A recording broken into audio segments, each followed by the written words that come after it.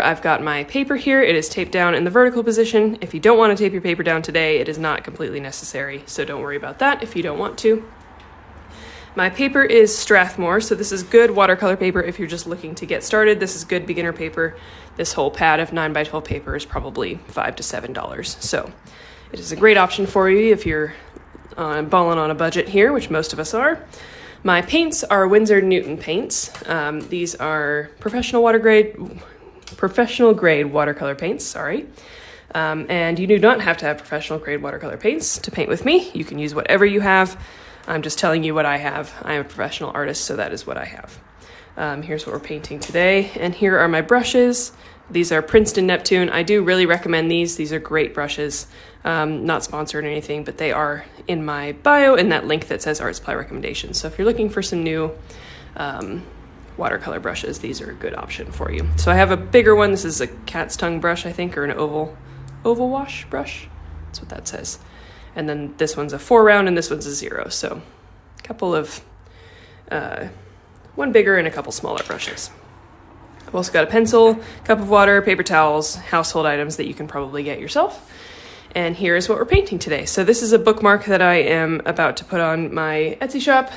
This is a print. The original are already available on my Etsy shop. And we're just going to be doing a little stack of pumpkins today, which is going to be fun. So we'll get lots of practice painting pumpkins, lots of practice with the shading and layering. And then at the end, I might use this bronze color that's on here to do a border around the outside of the pumpkins. We'll see how we're feeling. So that's kind of the idea for today. I will put this here for now, so you can keep taking a look at it. And the first thing that we need to do is put a little drop of water in each of our paints. So if you're working with wet or dry watercolor, whichever one you're working with, if it came out of a tube or if it's in a pan, this is a good thing to do. It just helps to get that color dissolved a little bit, and it makes it easier for us to work with. I was painting earlier, so mine are already a little bit damp, but I'm just gonna do it again so I have nice fresh paints. You could use a spray bottle to do this as well, but I've always just done it with my paintbrush. Okay, hopefully this signal works itself out because I've had issues like that before. Also, while we're just real quick, if you want to double tap that screen anytime throughout the live, it sends me likes, helps me out with the algorithm, and that is always really helpful. My other spiel that I always say is that this is all just for fun. We are all here to have fun and paint and enjoy an hour of relaxing painting time. So try not to focus too much on how the painting comes out. I hope you just learn something. I hope you enjoy yourself. Don't put too much pressure on yourself is what I'm saying. So be gentle with yourself, be nice to everybody in the comments, please be nice to me, and this will be a nice, fun, positive hour that we're here together. Okay, so we're gonna start with our little sketch here. We do need to sketch out each of our pumpkins here. I'm gonna do a stack of 5. Usually odd numbers look a little bit better in art compositions, but feel free to just do as many or as few pumpkins as you feel like you want to. The process will be the same for them no matter how many you decide. And the shape of these pumpkins is kind of like a oval, but a little bit curved at the top. So kind of almost like a bean or something like that. So you have this little inward curve here at the top. And you can make them as wide or as tall as you want. Pumpkins have lots of different shapes, so don't feel like you have to copy mine exactly. But we do want the biggest one to be on the bottom so that the stack on top is realistic and we get the same kind of effect. So then I'm going to do a slightly smaller one on top of that.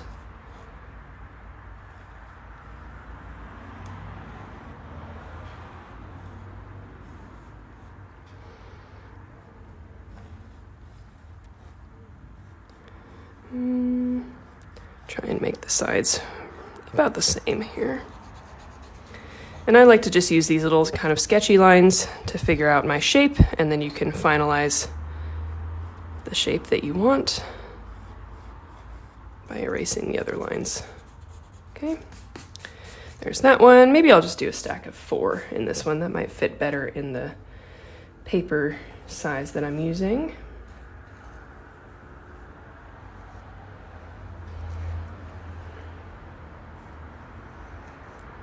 And as we go here, if you have any questions about what we're doing, feel free to leave them in the comments. I will try to get to all of them, but I do have to paint and talk at the same time, so sometimes I might miss some. I do apologize. If anybody else has the answer to questions, feel free to... Why did I blow on the screen? Feel free to throw an answer in there as well. Does it need to be watercolor? I only have acrylic. You're welcome to use acrylic. My instructions will be in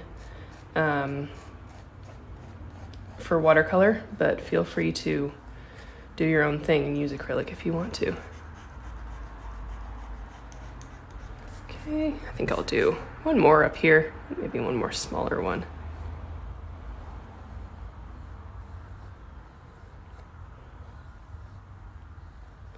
Okay, so there's our basic shapes of all our pumpkins, our little stack. We can go back and fix a few of these shapes if the tower seems to be leaning one way or another. You can add a little bit more volume on a certain side just to make sure everything looks even-ish. Okay, I think that looks good. Now, we're going to draw the little tops that are coming out of these pumpkins. So you don't have to do every single one. You can see in here I have the top coming out of this one. This one's kind of tilted away, so you can't see the top, or it doesn't have a top. This one is tilted forward, away, forward. So I kind of went every other. Feel free to put a top on every single one, or just a few. But what we're going to do is put a little indentation just a little bit below the top of the pumpkin. That's kind of rounded towards the top, and then you're just going to draw in your little stem. Or if you want to draw a vine, a green vine, which is always good, you're going to do that same thing and just draw yourself a little curling vine that goes down the sides of the pumpkins. I really like the green mixed with the yellow, so I like to do these vines as well. And I think I'll do one at the top here too. Kind of going down the other side.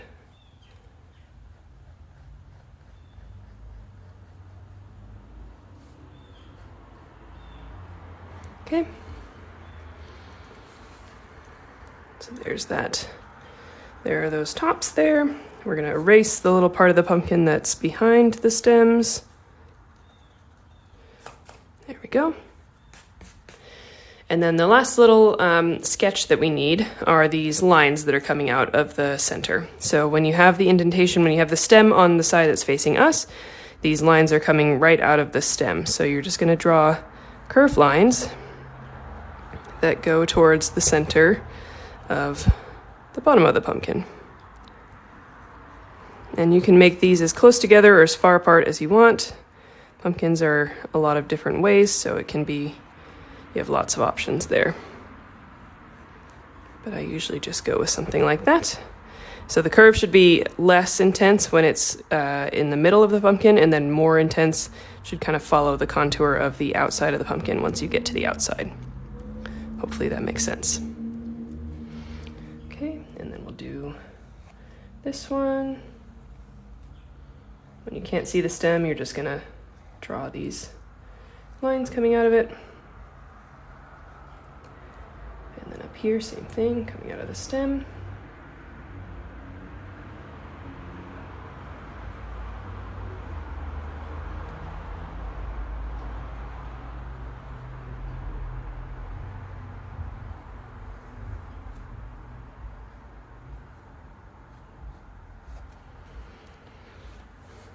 And up here, last one.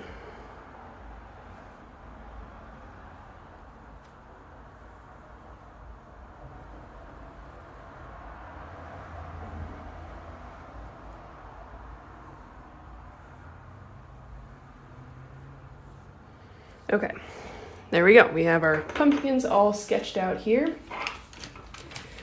If you're a little bit slower than me working on it still, that is okay. I will give you a minute or two to catch up. Once you're done with your sketch though, if you want to take an eraser, I've got a kneaded eraser here, but if you've just got a normal eraser, that is fine. We're just gonna lightly erase some of these lines here. So we don't wanna erase them all the way, we still wanna be able to see them while we're painting, but we don't wanna be able to see them once we're done painting. So I like to take my kneaded eraser and just pick up a bunch of this graphite, and it just lightens up the sketch.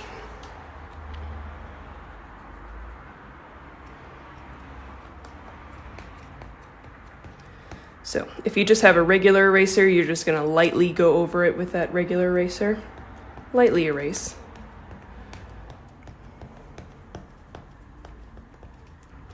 But if you have a kneaded eraser, that's what this is for.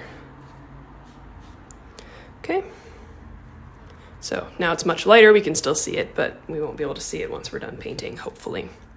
I'm going to lower my little curtain here real quick. If you have any questions, let me know. And then we're going to get started on the watercolor.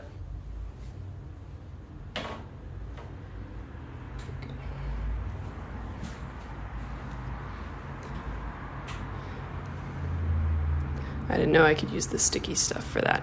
Yeah, so it's not necessarily sticky. It's more like clay or putty. And I really like kneaded erasers. These are like $1 at the art store or the craft store. So I would recommend trying one of these out. They're super helpful. And a light colored pencil. Yeah, you can't erase the light colored pencil, but it doesn't like transfer everywhere, which is nice. I do use a colored pencil with my paintings sometimes. Okay, so the first thing that we need to do for our first layer of watercolor is put down a layer of color on everything. So we need a pretty light orange, your lightest orange. Yep, it's going on YouTube, probably later today or tomorrow. So I've got an orange in my palette here. I like to change it up just a little bit. I like to add a little bit of burnt sienna to it. That just makes it a little bit more natural for me. Maybe a little bit of brown too. But feel free to just use whatever orange you feel like. And we're gonna add a bunch of water to it. We do wanna make enough to cover this whole area here. So, you know, make enough. But we do wanna water it down quite a bit, so. Just go for that. And then we can swatch. There's a pretty light orange, so that's what we're going for here. The eraser doesn't dry out. It never, sometimes you have to warm it up and knead it a little bit, but you can just store it with all your art supplies. It stays like this. Okay, so that's the kind of orange that we're going for right now. Pretty watered down. I like to swatch my colors so that you can see what they're gonna look like on the paper before you commit. And we'll just go probably one pumpkin at a time, but it doesn't matter really. And we'll just put down this orange in the whole pumpkin section. So you can go over the stems if you want to. I would recommend not going over the green stems, but if you have like a brown stem that you're gonna paint, it is okay if you're gonna go over that. All we're worried about right now are these outlines. So we're just worried about kind of the outside shape of all of this.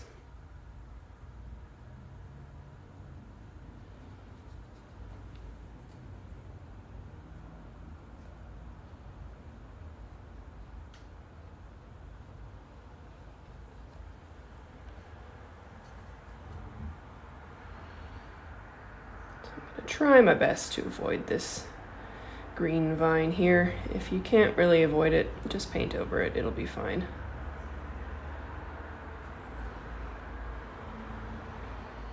We'll go back and define it later.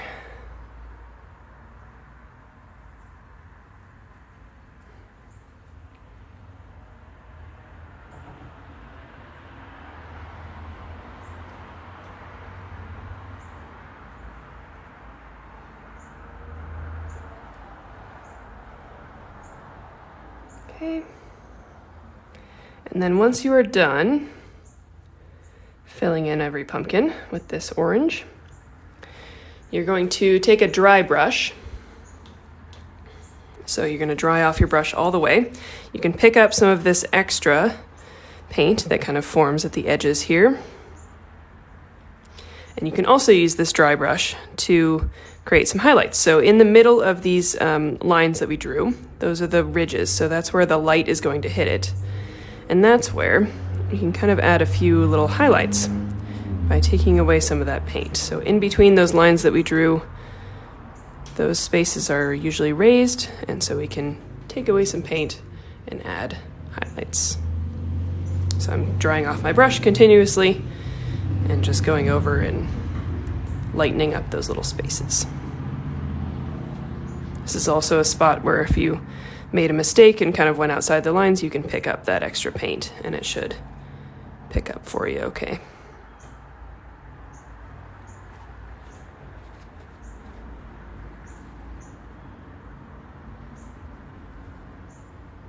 And there we go. So we're going to let that kind of dry, and then we'll go over our next layer. Feel free to catch up. While we're here, if you want to double tap that screen, if you're enjoying this session, that helps me out, sends me likes, and it sends this stream out to other people, which is nice. I also have my Venmo listed in my bio and my PayPal linked in my bio, so if you're enjoying it and you'd like to leave me a tip or a gift before you go, please feel free to do so. Again, my Venmo is listed in my bio and my PayPal is linked in my bio. And my Etsy shop is also linked in my bio, so if you'd like to check out these bookmarks or anything else that I paint, you can find that there. I can't free myself when doing watercolor. I'm always so edgy, worrying that everything is perfect. That is what we're trying to fix. That's what we're trying to sort of get rid of through practice. So that feeling only goes away if you practice enough and if you make enough bad paintings, which is just part of being an artist. But I totally get it. I've been there before. Okay, so this is starting to dry for me. Let me know where you're at if you are painting along with me, if you need another minute or two, or if you're ready to move on. I like to make sure I'm not going too fast for those of you who are painting with me.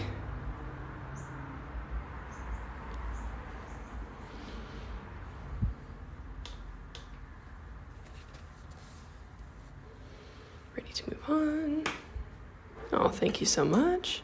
Learn more from you in 5 minutes than my teacher's class. Thank you. Okay. I'm seeing wait a couple minutes. Okay. So if you have any questions, art-related questions, feel free to ask. I'm happy to answer a couple of questions just while we wait for everybody to catch up.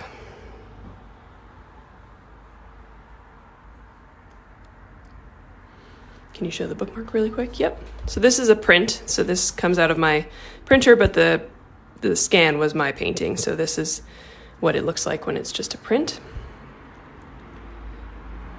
The original painting is just, it looks like this white part here. Yes, this will be posted on YouTube. I'm seeing lots of people ask. It will be posted on YouTube later. My channel is linked in my bio. You can find it there. All of the previous paint and sips are on YouTube. I don't understand the dry brush part. So you're taking your brush, you're drying it all the way off, and while the painting is still wet, you're using the capillary action of the dry brush to pick up some of that paint and water. So that is, you might have to practice it a couple times, but it's pretty simple. That's the kind of, that's the idea.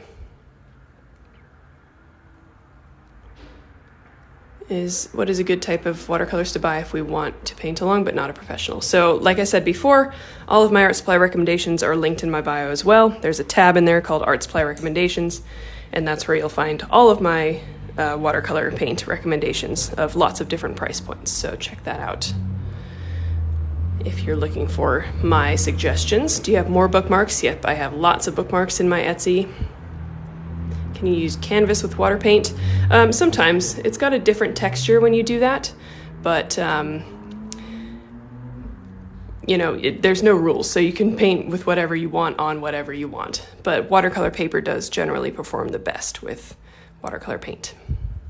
Okay, all right, I'm seeing some ready to move ons, so we're going to go ahead and start on our next layer here.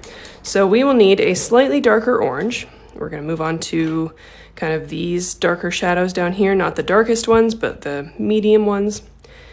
And so we will need a darker orange. I like to add brown and maybe a little bit of blue if you're feeling brave to your orange to darken it up a little bit. Just a touch of blue, not too much. And that should kind of mute it a little bit. Blue and orange are across from each other on the color wheel, so blue will mute that orange down a little bit. And we do want to still water it down, but not as much as we did for this last layer. We want this color to be a little bit stronger. So that's what that color looks like. Okay. Thank you very much. Now, we need to decide where our light source is coming in. So for me, the light source is hitting kind of the right side / maybe the center of these pumpkins. So the shadow is going to be more on the left side. Your pumpkins might be a little bit different, but you just want to take a look and see where your shadow is going to be hitting and where the highlights are. So we'll start down here at the bottom. We want a shadow down here at the bottom of the pumpkin and kind of traveling up these ridges that we drew. And you can start filling in kind of more and more of the section as we move our way towards the shadow end. And I'm just going to do a little piece of it like that, and then take a clean damp brush and just loosely blend that out. I will go over that again. So if you missed any of that, don't worry, I will say that again. So we're going to take the shadow color, do a small section where we're filling in kind of where we want that shadow to be. Again, making that shadow darker and covering more of the pumpkin as we move our way into the shadowed area, the left side for me. And then once you've filled in a little section, you're going to clean off your brush, dry it off just a little bit so you still have a little water on there, and then blend out that shadow that you just put in there. Loosely. We still want a little texture, so don't feel like you have to blend it out perfectly. Okay, and then we'll keep working. So I like to just kind of follow these ridges as we're doing this. And now that we're working on the lighter side, we're going to put less of a shadow. Again, paint a little bit, clean your brush, dry it off a little bit, and blend that out. Don't forget to paint around the stem as well. That's where the shadows can sometimes sit as well. And kind of the shadow of where that next pumpkin is sitting on top. So you'll definitely want a shadow on the top. Okay, hopefully this is making sense. I do want you to kind of take a look at your own painting and decide where those shadows should be. You may make a mistake, but that is okay. That's how we learn. So there, that's kind of what we're going for in each of these pumpkins.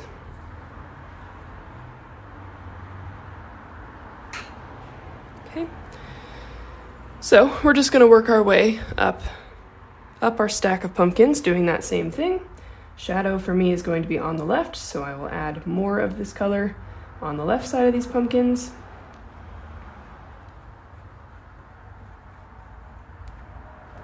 Remember, just paint a little bit and then blend it out.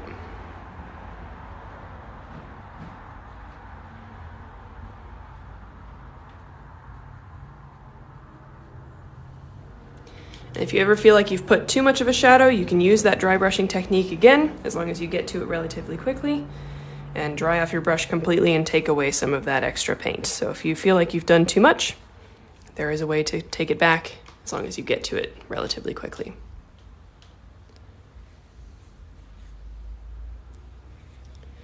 How do I find you on YouTube? It is linked in my bio. My account is linked in my bio, so you can just go there.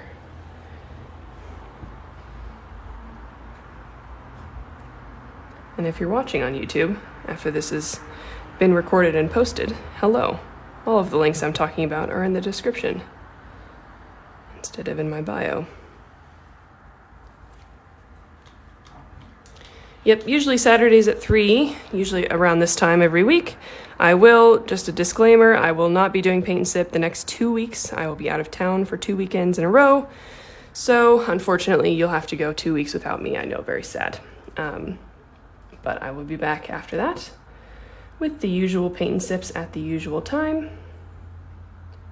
So don't cry too much.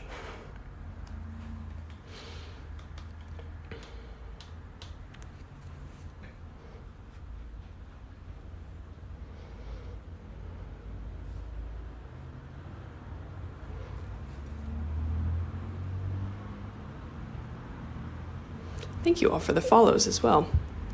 I appreciate it. Okay, I need a little bit more of this shadow color.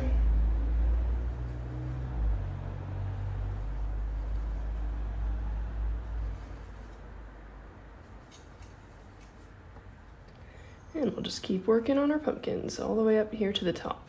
I'll try and take some questions now if you have any. I can't guarantee anything because I'm trying to paint at the same time.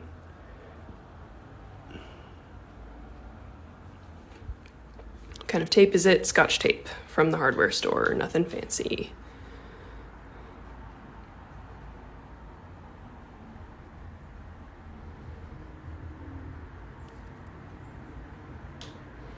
How much is your paint set? That is a tricky question because there is the amount that it was when I bought it, and then I also, as I run out of colors, I just buy the paint in tubes to refill it. So, you know, I've had it for 2 years. I've probably spent about $400 on watercolors at this point, including the initial cost and then the cost that it takes to keep refilling the pans. But again, this is what I do for a living, so that is just a business expense at this point. You don't have to have professional watercolors to enjoy art.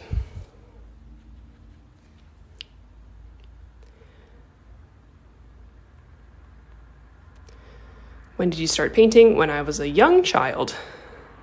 I just have always really enjoyed it, so I've kind of stuck with it. But I know lots of people who start in adulthood and just kind of pick it up. How pre-moistened, how do you pick up paint up on your brush so easily? Yeah, so I always start my lives with putting some water in each of these paint pans, and that helps to be able to pick it up later.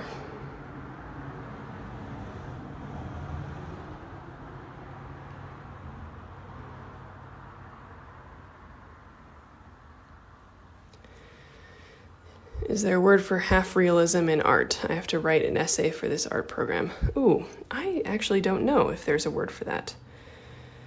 It's kind of what I like as my style. Semi-realistic, maybe you could say. Advice on how to loosen up your artwork. I feel like I paint too rigidly. That can sometimes take a little bit of, I don't want to get too deep, but a little bit of soul searching on like why you feel like you need to make a perfect painting. Sometimes it can just be like giving yourself permission to make bad paintings, to make a mistake. A lot of people, including me, feel like it's not okay to make mistakes as adults. So give yourself permission to mess it up and just make a bad painting. That's not the end of the world. How much this artwork you sell? I sell artwork for lots of different price points. It depends on what it is. You can check out my Etsy if you're interested. There's lots of things on there that are reasonably priced and some things that are a little bit more expensive because they take more of my time and cost more in materials. So it just kind of depends. What about the idea of doing 15-minute paintings? Yeah, that's a good idea, Mama. I like doing that a lot for artist block especially. But yeah, giving yourself a time limit for how long you can spend on a painting. So 15 minutes, 30 minutes, whatever you want, makes it so that you can't make a perfect painting. But you have to kind of do it instinctually. Do you announce when you're doing this? Is there a schedule? Usually they're every Saturday at this time, 3 p.m. Eastern time, so you can always just put them on your calendar. Next 2 weeks, I will not be doing this. I have commitments, so cannot be on TikTok, but usually Saturdays at 3. I sometimes see people pre-wet the paper. How does that work? So that's what's called a wet-on-wet technique. We're not doing that today because we're painting an object. But that is a wet-on-wet technique, and that just allows the watercolor to kind of flow freely around the paper. And so that's I use that a lot for painting a sky and various other things where you just need a little bit of texture and a nice flow to your colors. It's not good for painting details, but it's a good watercolor technique. Okay, so we're kind of getting these pumpkins a little bit more 3D here. We are going to add our last section of shadows here, and then we'll add the stems and such. So this is our darkest color. We want a really nice, like, deep orange brown. We don't want to lose too much saturation as we're going darker, so make sure you're not just adding like black to your orange. We're trying to, in fact, this is the time when I like to use a really nice saturated orange for this deepest shadow, so maybe something like this, really nice and vibrant. If you can see that color well. And we're already up to 40,000 likes, everybody. That's really awesome. If you want to see how many we can get, we can try that. Just double tap the screen. Okay. So now, with our last little layer of shadows, we are going to go over the similar areas, but less area, if I can explain that correctly. So however much area you covered with that last layer that we did, this one's going to be less, but it's going to be in these darkest areas down here. And we're going to do the same thing. Put down that shadow where you want it, and then use your clean brush to blend it out. This is also where we can define those ridges a little bit better. So as well as just doing these shadows here, we can take some of this paint, I'll show you in a second. Take some of this paint and kind of go in little lines along these ridges, which is where that shadow would sit, even in the light areas. Kind of like this. So add those shadows, but also you can start to define these ridges a little bit.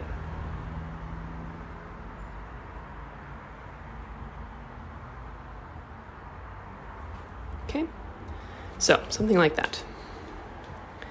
And like I said, you can blend those out to your heart's content, or you can leave them. If you want to just keep some texture in there, you can leave it.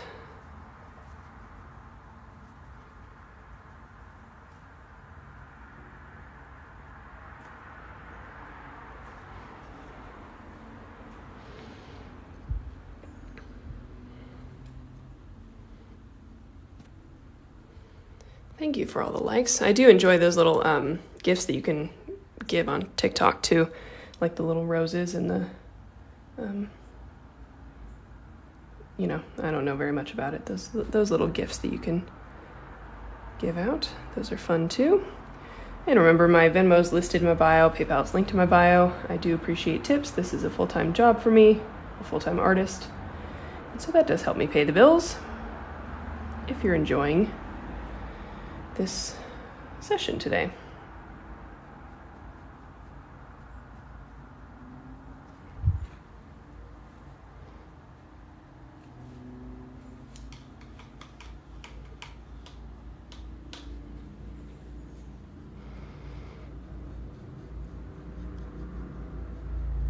And I think I can take a few more questions if you've got them, so feel free to throw them in the comments here. Happy to answer questions about anything on your mind. I used a more midnight blue for the first shadow and it looks way better. That's awesome. That's a great idea.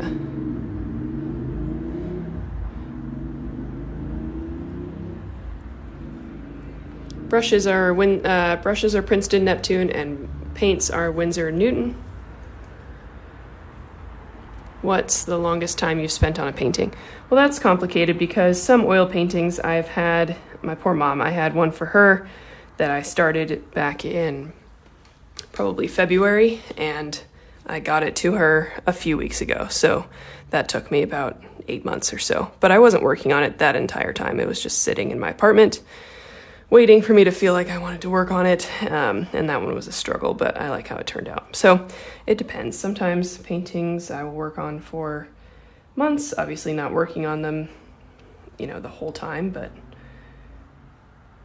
you know, they're in progress for a few months. Some paintings I'm done with in a day, so it just depends. Best way to get out of an art block? I would say don't try to force it. Just, you know, sometimes you just gotta wait it out. doing little exercises like that 15-minute painting challenge. I enjoy that because then you're only painting for 15 minutes, and if you are not enjoying yourself, you can just be like, all right, that's enough for today.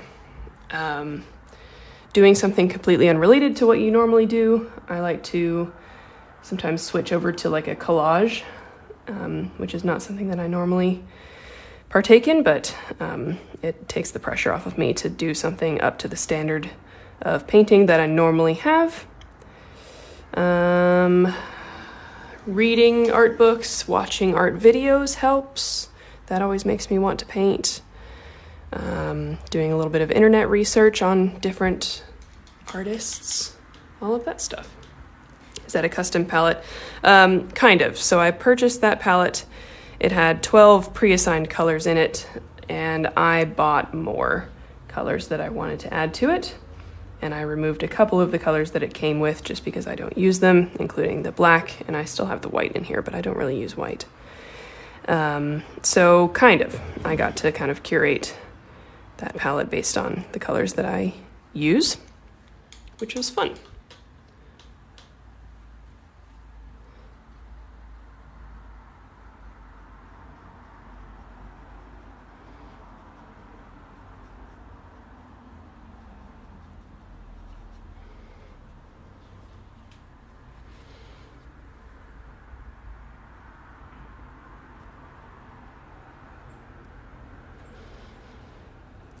Let's see if there's any other questions here. We're up to 60,000 likes, which is awesome. How do I get detail without ruining my work? Well, that is always a risk. If you keep adding color, you keep adding brush strokes, which you have to do to finish an art piece, there's always a risk of ruining it. I'm going to put air quotes around that because, it's just part of being an artist. You have to go through your paintings. So sometimes they don't turn out like you want to at the end, but it's not ruined, I would say. And then also I would say to just keep pushing through, because sometimes people will get to about halfway through on a watercolor painting and they'll be like, this looks so ugly, I cannot keep working on this. And that is called the ugly stage. And all watercolor paintings go through the ugly stage. We're into it right now, where you're like, I don't know what this is, and it's not looking right, and I don't think I can keep working on this, like I've ruined it. But I promise, a lot of times you just have to keep going. You have to keep pushing through. I think a lot of people stop there because they're discouraged. A lot of times if you keep pushing through and you finish the painting, it will look a lot better than how you think it looks right now. Also, if you kind of keep adding to it, it's changing right in front of you, and so that can kind of trick your brain into thinking like, oh, I'm ruining it because it's changing. And so sometimes you have to be like, no, we're just continuing to add detail and shadow, and we're going to see how this looks at the end. So those are my 2 cents on ruining quote unquote paintings.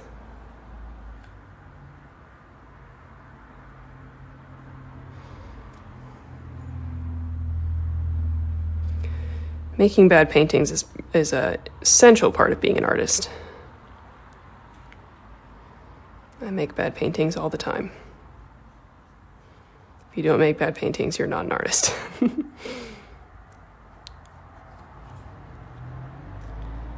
What is your opinion as a beginner artist to sell paintings on Etsy as a beginner?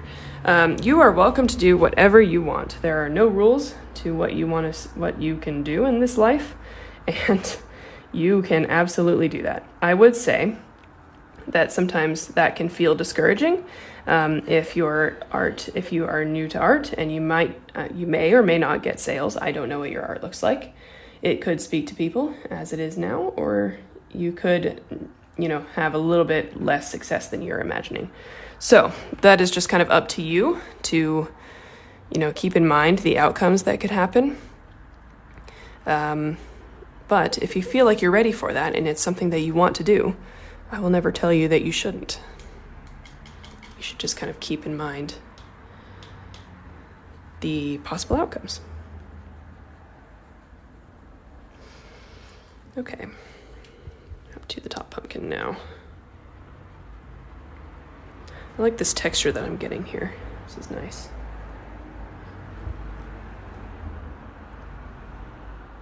Did you say you don't use black paint? Yes, that is correct. If I need a dark color, I like to use Payne's Gray, which is like a bluish gray color. Hang on. Ugh. Fall allergies, I tell you. You know, or I'll mix Payne's Gray with brown, which makes a really nice near black color, but it keeps things vibrant. So a lot of times black paint will kind of desaturate your colors. It's not that it's bad to use it, but I just prefer not to. So I use brown and gray and ultramarine blue to make my dark colors. And I've done that for many years. I don't think I've used black paint in years, at least in watercolor.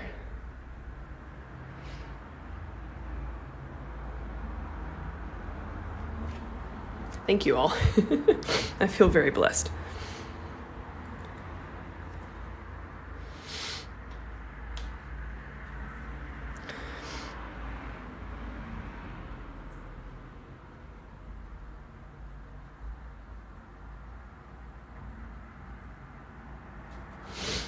How long have you been painting? I've been painting since I was a young child.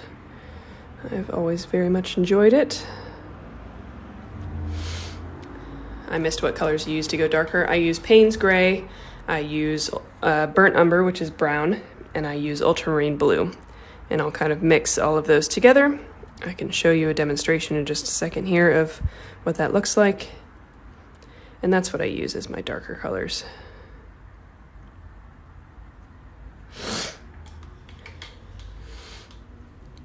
How do you blend it so nice after you draw the paint?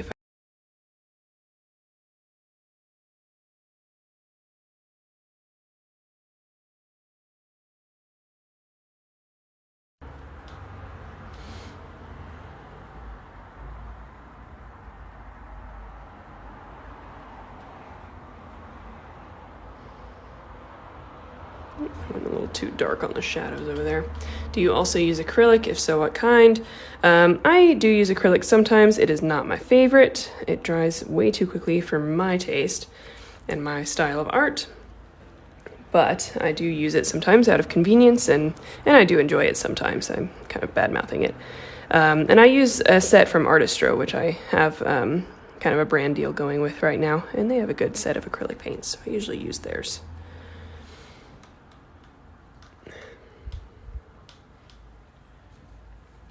Oh, sorry about that. Can you hear me now?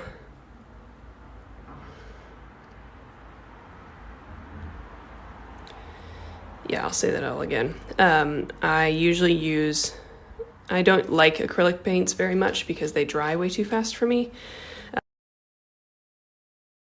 When I do use them, I like to use the Artistro paints that I have. I have a brand deal going on with Artistro, and so I generally use their acrylic paints, and they have a decent set.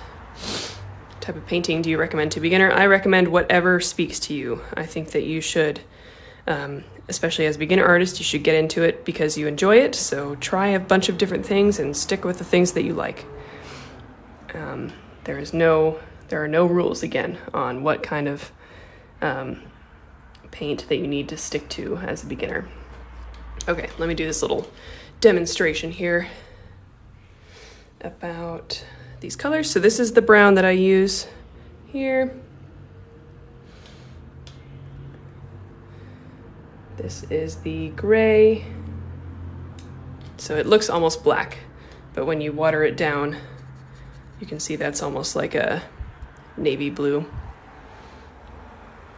And when you mix those together,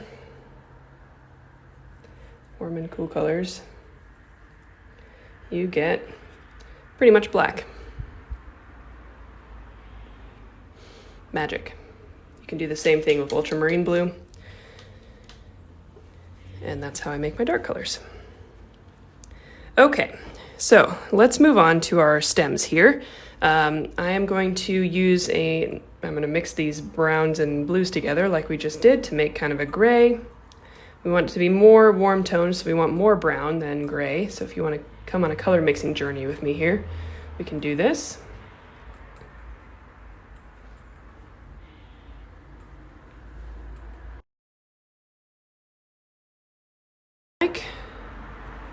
something like a brown. Maybe I'll add a little yellow ochre to it to make it a little bit more.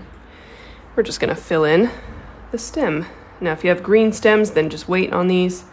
I'll do the green stems in a second.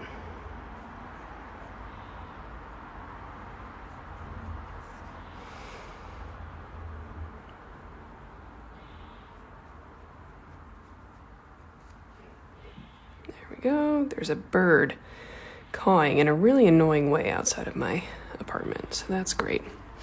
Okay. Oops, I missed the mix. It is just brown, really. Brown, maybe a little bit of blue in there, a little bit of yellow, up to you. And then for our green vines, we're just gonna mix up a regular green color, whatever green that you'd like to use. I like to mix green and a little bit of blue, maybe a little bit of brown in there too. But just choose your own green, mix it up. We're just doing flat colors right now. We'll add detail to it later. And just fill in your little vine. Try to be somewhat careful about it. This is where the detail comes in.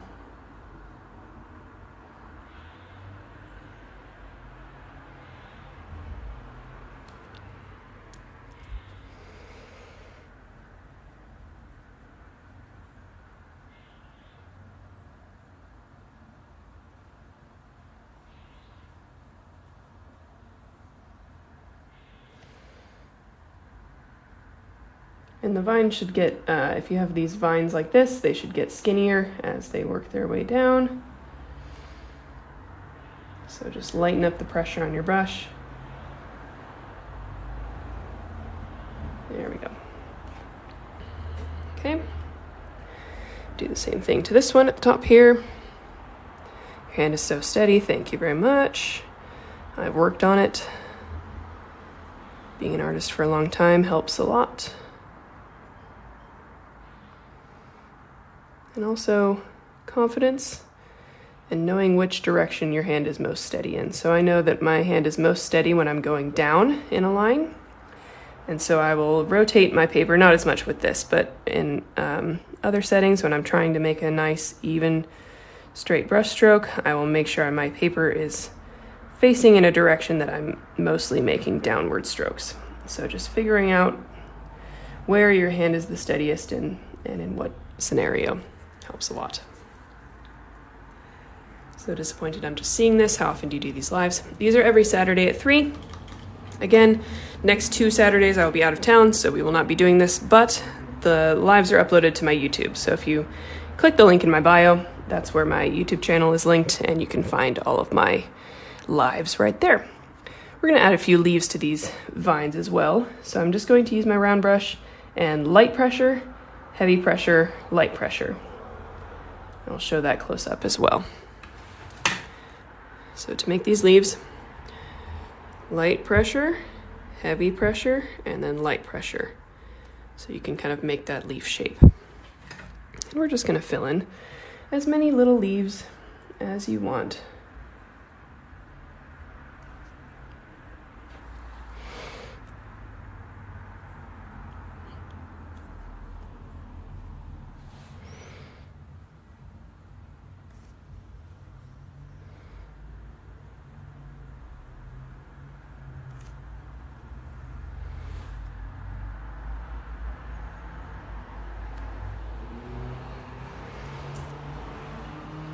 Again, light pressure, heavy pressure, light pressure.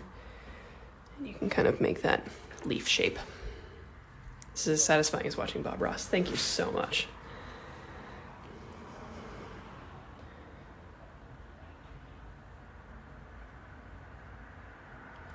If you want to just draw out some leaf shapes as well with like a smaller brush, you're welcome to. I just like to do it this way.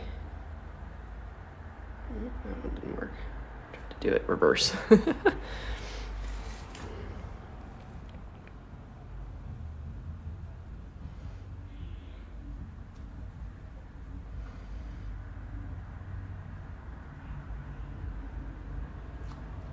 Okay, that's enough. That's good on those leaves. We'll add a little bit of detail to all of that later. After you're done painting, can you show in up close. Yes, I will. Okay, we just have a couple more details. I hope you'll stick with me for this. We might go a little bit over, but hopefully people can stick around.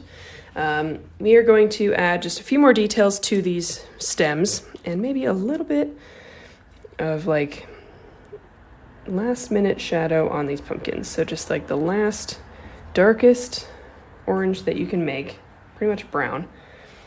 And I think I'll just add with my smallest brush a little bit of detail coming out of these stems on the ridges, maybe down here. I'm not going to blend this out. I'm just going to make it kind of almost like line work.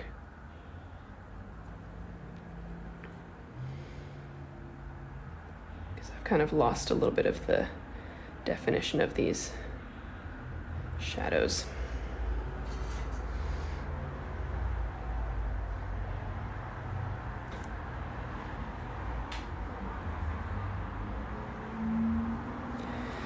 Feel free to also add, I probably should have said this earlier, but you can also add some smaller lines that go in between these ridges.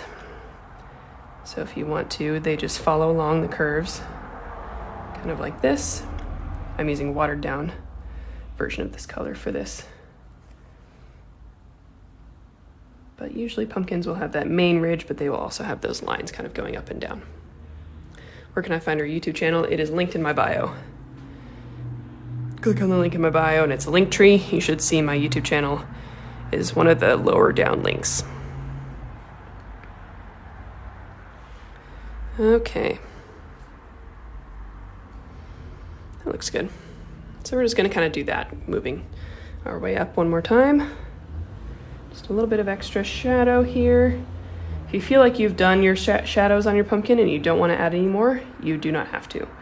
I just kind of felt like I lost a little bit of my definition of the pumpkin when I overblended those shadows, so that's what I'm kind of redefining now.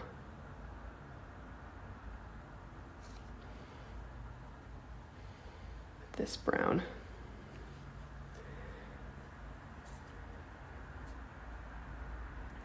Make sure you subscribe to my YouTube channel while you're there.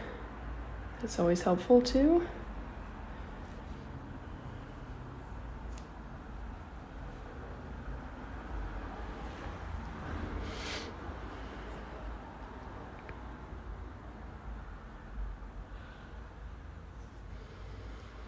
When will you be uploading this to YouTube? Either later today or tomorrow. I am not allowed to download it for a little while after the live is done. TikTok just takes a minute to kind of upload it for it to be available to me to download. So I usually try to do it by like tonight, but sometimes it just takes a day. So either tonight or tomorrow. The previous paint sips are up there now. So if you're looking for another tutorial like this to either paint along with or just have in the background, that's where you can find those. Again, linked in my bio.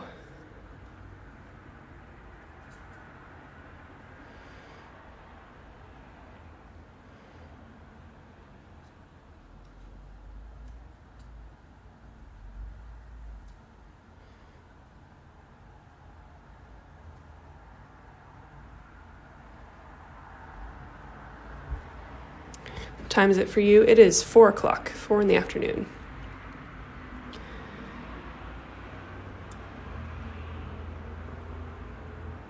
This is so calming. I love it. Thank you so much. I'm glad you're all enjoying it. I like painting with you guys.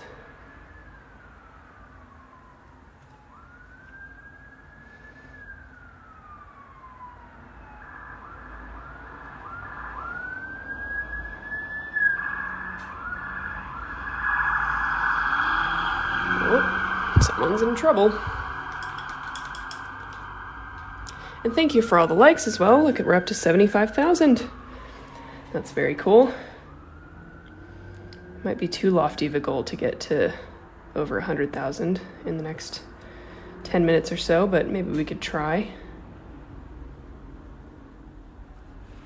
Okay, so that's the final little details there. This is the first painting I've had the courage to do in years. Thank you. Oh, that's wonderful. So glad. Painting does certainly take courage. People people don't, I don't think people give enough credit to artists and just people in general who create art. It is a very personal thing to do. You're putting something of your own, kind of your own soul out there. Again, not to get too deep, but it can be a very personal thing to do, and very vulnerable, so you should be very proud of yourself.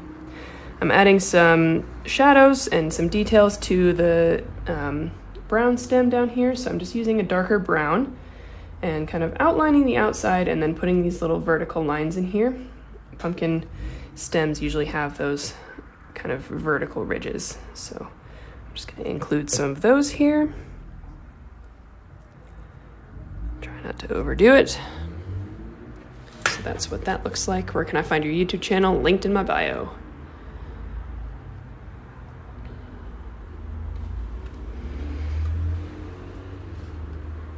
Okay. And yes, this will be on YouTube.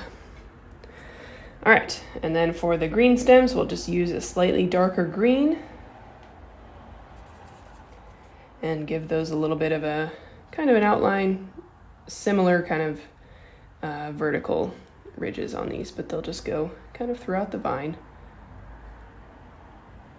just to add a little bit of texture and definition to these. And you can outline the little leaves as well.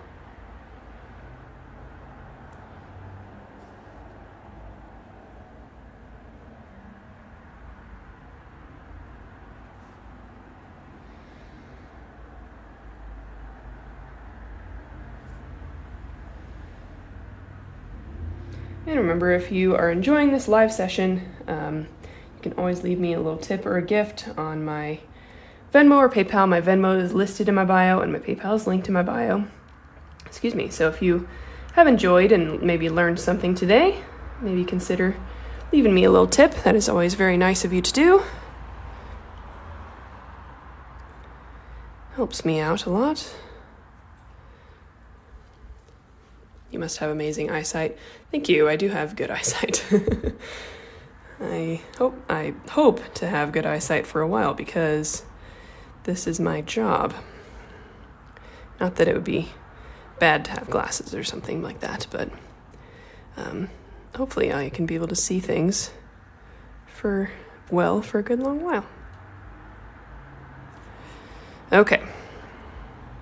So that is pretty much all of the instruction that I have for you. A couple other things that you could do. You could keep adding shadows. You could keep adding color to these pumpkins.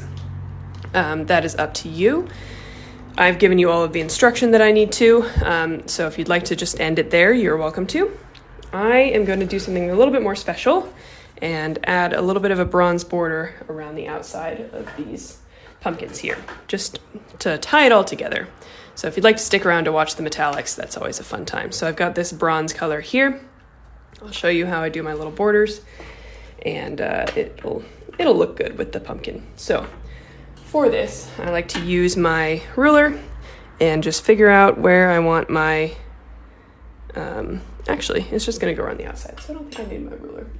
We're just gonna use tape. Close up on the vines, please. Sure, here's the close up.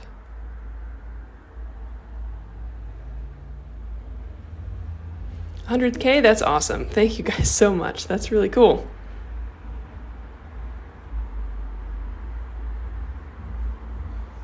So there's that painting up close there. Thank you guys.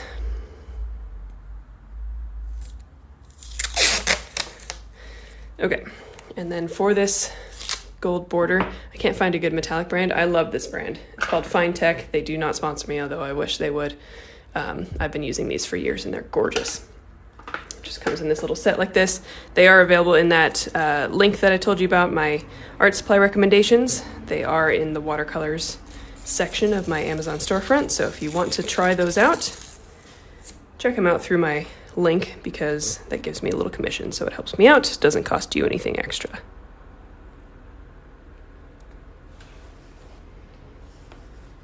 Okay, so I like to just put down a little layer of tape, marking out my border. And I just do two sides at a time and then I switch to the other two sides. And then for these metallics, we just put a little bit of water in there, wait a few seconds. They do kind of look like eyeshadow, don't they?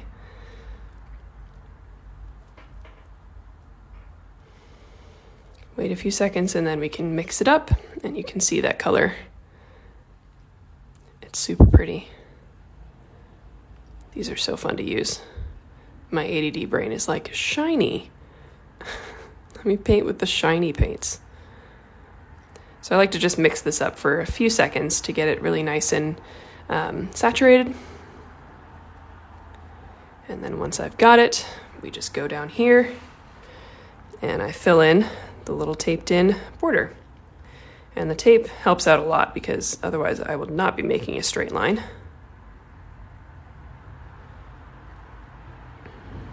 The tape does not rip the paper, and the tape does not hurt the paint, no.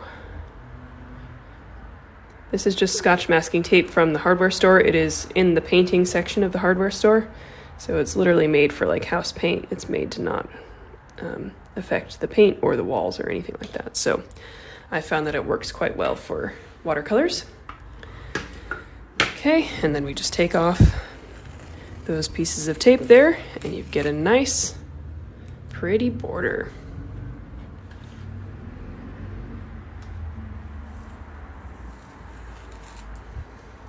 And then I have to let that dry for a few seconds. You can see here how shiny that is. So pretty. Shiny paints.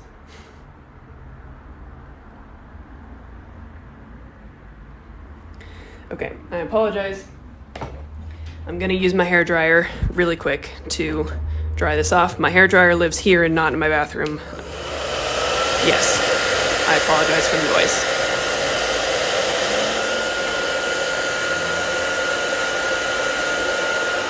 What brand of watercolor to use? It's Winsor & Newton.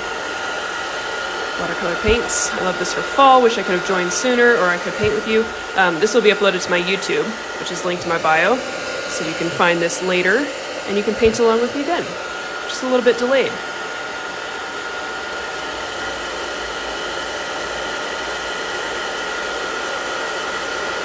I'm gonna do this one tomorrow. Perfect. Love that for you.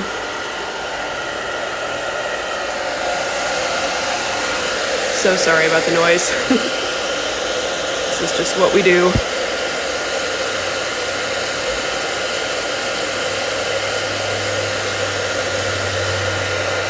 Any tips on how to become a good artist? Well, there's really nothing to do besides practice and do some research.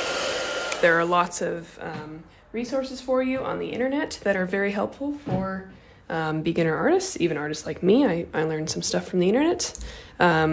Made mine warty. That's awesome. And the biggest tip for beginner artists is just to not be afraid of making bad paintings, because if you stick with art, you'll be making bad paintings for the rest of your life. It is just part of being an artist. So let go of that fear as soon as you can, and it will only help you.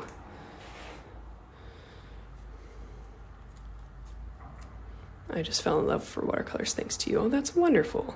I hope you enjoy. Congratulations on starting your watercolor journey.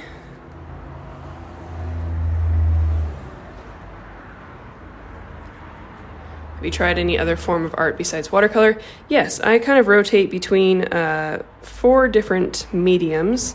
I enjoy watercolor, gouache, which is kind of a mix between acrylic paint and watercolor paint. It's kind of like a opaque watercolor paint, I would say. Acrylic paint, and then also oil paint. So I keep myself from getting bored by going back and forth between those things. And it just kind of depends on how I'm feeling that day. It depends on what I'm trying to paint. Some mediums are better for certain subjects than others. And it helps me not get bored, because I will kind of go on a kick of one of them for a while, and then I'll get bored of it, and then I'll just transition to another one. So I certainly encourage, this is another thing for beginner artists to do, try lots of different things. And do what you enjoy, but try lots of different styles of art, lots of different materials. Try as much as you can. Okay. And here's that tape pull. Very good.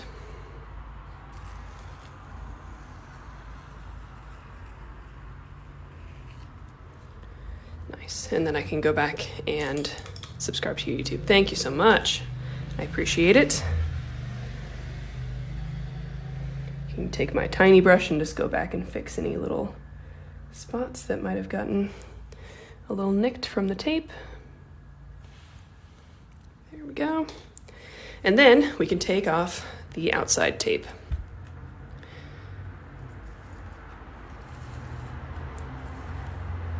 This is the other good part. General, when painting an object, do you paint wet on dry? Yes, generally that is the technique because it gives you the most control. So if you're trying to paint something detailed, that is the way to go. Sometimes people will start with a wet on wet, including me. I've done this sometimes. You start with a wet on wet just to get some color down. And then once that's dry, you continue on the dry paper. So there are options there. Ooh, and we got some sun coming out, so I can show you this metallic in the sun. If you painted along with me today, thank you so much for joining me. If you just watched today, thank you so much for joining me as well. I hope you enjoyed our little painting today.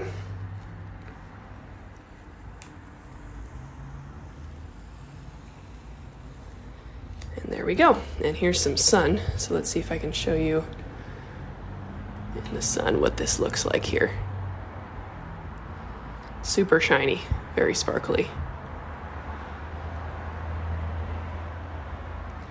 I love using this metallic paint for borders, for all sorts of things. Remember to sign your painting if you painted with me.